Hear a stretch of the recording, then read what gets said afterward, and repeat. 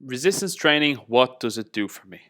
So let's dive into this presentation, guys, and let's spend a few minutes actually looking into why the sort of magazines, why your sort of coach is pushing you towards resistance training.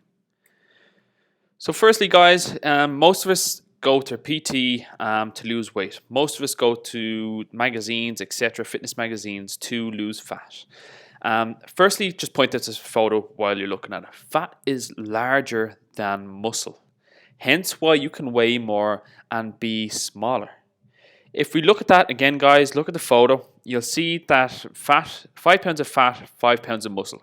Which one is smaller? Judging by the eye, looking at it by the eye, muscle is smaller. It's a lot more denser than fat will be. Fat takes up a lot more space. And fat is usually what people are trying to get rid of and reduce. But why do you need to build lean muscle mass? Why can't you just get rid of the fat? And why does your coach push you towards building a bit of lean muscle mass to burn more fat? So, guys, this is just a quick picture of I don't know, I found this on the internet, but it's a progression picture which was easily found. It just illustrates that someone who's done resistance training, what the sort of process of weight they see, what weight change. Like on the far left, when this girl started, 56 kilos, I'm guessing it's the same girl, but anyway, like she's 56 kilos starting off with, but then she gets heavier and ends up 6.5 kilos heavier than when she started doing resistance training. On the far hand right hand side, you can see compared to the left, she's more toned, she's slimmer. And a lot of people, when they look at those two photos, they'll say that that person on the far right hand side is fitter. And it may be true. But the main thing is, guys, main thing is, girls, is that when you look at the scales, you see the scales, you could see the scales actually going up. Considering you're around the sort of starting point, and that may be scary, even though you are getting results and your body fat percentage is going down. So you get slimmer, you get heavier, but you do look better. That's the way it sort of goes.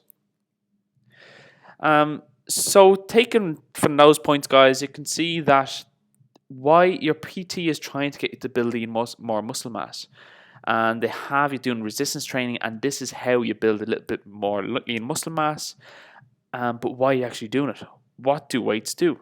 So, guys, you break down those muscles by the squatting, for example. This girl, you can see this girl squatting here. By simply squatting, she's breaking down muscles in her legs, and then after the workout, those little micro tears that happen in the muscles, existing muscles, have to repair. They repair, they come back stronger, and she develops a little bit more lean muscle mass, and then those muscles start working to her advantage.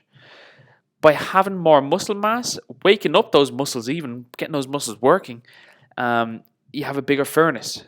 Muscles need energy. Fat does not need energy. Fat is just there.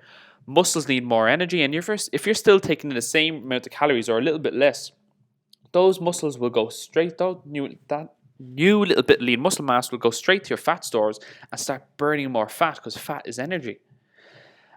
So then, guys, just explaining point 4, as I just explained, you burn fat faster. So if you develop a little bit of lean muscle mass with your personal trainer or coach, then that process starts speeding up.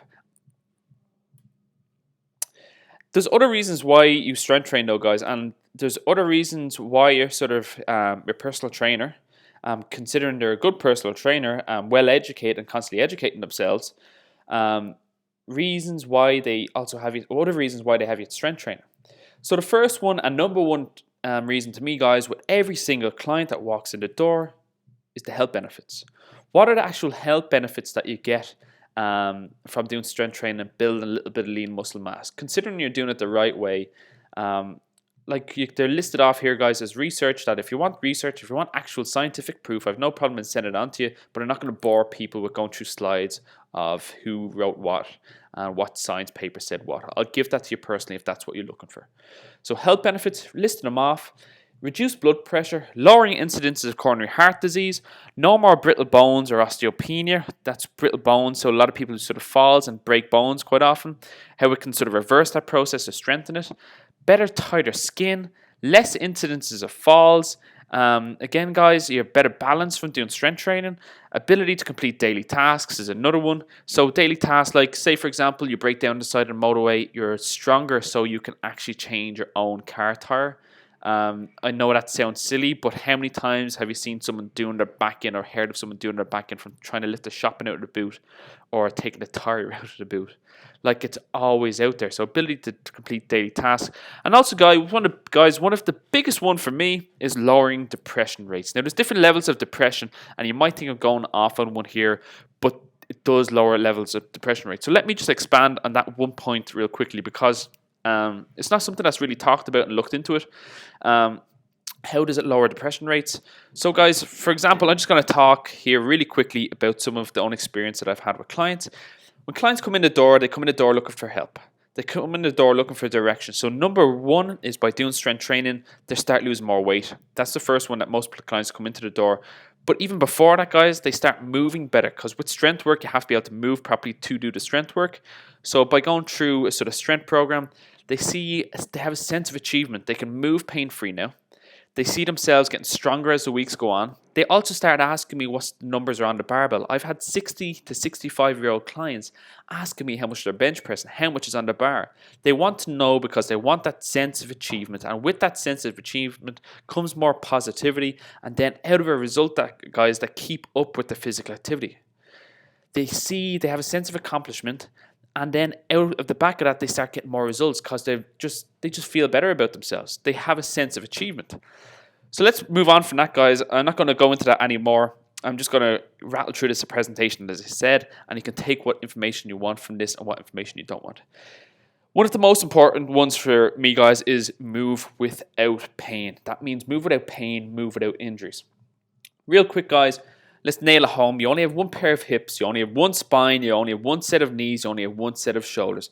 Here on the right hand side, you can see a client of mine performing a goblet squat with good form. The hip going just at parallel or just below parallel, back nice and flat, and she's using her core.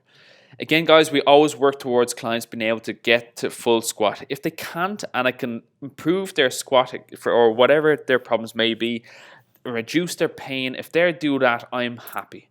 If you move pain-free, then you're going back to this, guys. If you have a lot of pain, if you're a lot of joint pain and stuff, you get quite depressed and down about it because it's stopping you from doing daily tasks. And guys, we just don't like pain. So if you can move without pain, guys, you can accomplish daily tasks a lot easier, and you can just get on with life. You also need to be able to move pain-free to do strength work. Last real point, guys, is stronger is better. So stronger people, number one, are harder to kill. We all know it. They're just harder to kill. The stronger person out there, not that they'll survive longer, but again, if it comes to a battle of one-to-one, stronger people are just harder to kill. They can move better, they live longer, and they have less pain issues. And also, guys, they complain less. They're generally more positive because they don't have as much pain. They can do all the daily tasks themselves. They generally are healthier and fitter and stronger, and also they're generally just less trips to the doctor, and they're just happier people. That's a point that I'm just throwing out there. A lot of the time they can just be more positive and happier because they're moving with less pain, they're stealing the weight loss benefits, and they have the health benefits. And guys, I think that just sums it up really. Again, guys, the other point is you don't actually need a barbell. So a lot of us are scared by big heavy weights, by barbells being put on our backs.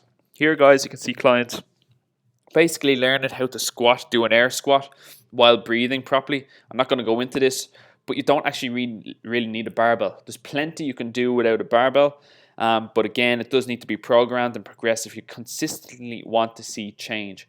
But things like lunges, bodyweight lunges, squats, once you're doing it with good form, pull-ups, there's loads out there, guys, that you don't actually need a barbell for. So, guys, just revisiting the point, unwanted fat versus muscle. Just to give you a quick explanation or a quick overview of one of my first clients, I'm not going to mention names, but one of my first clients, on the left-hand side, you can see this is a before photo compared to her after photo. This client of mine, I think, spent 12 to 16 weeks with me, and she is no longer a client of mine. This is a bragging right for me because this client has now moved off. She's now traveling, and she's still fitter, and she looks even better now. Well, she has said this herself. She looks and feels better now, and she's constantly improving. She's been given the knowledge the correct knowledge, she's gotten stronger, she moves pain-free, and now she can consistently improve, and it's now a lifestyle change. Rather than a quick juice diet, rather than a quick transformation, short haul transformation, she now has the material, the knowledge to go off and do it herself. So guys, I think this presentation has now explained why you do strength training, why you're doing it. Number one for me is the sense of achievement.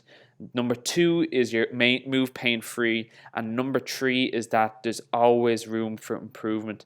And also guys, it's just like, I've seen the benefits, it's out there, and again, it's not a juice diet, it's not a quick fix, it's something that will give you the knowledge to constantly improve.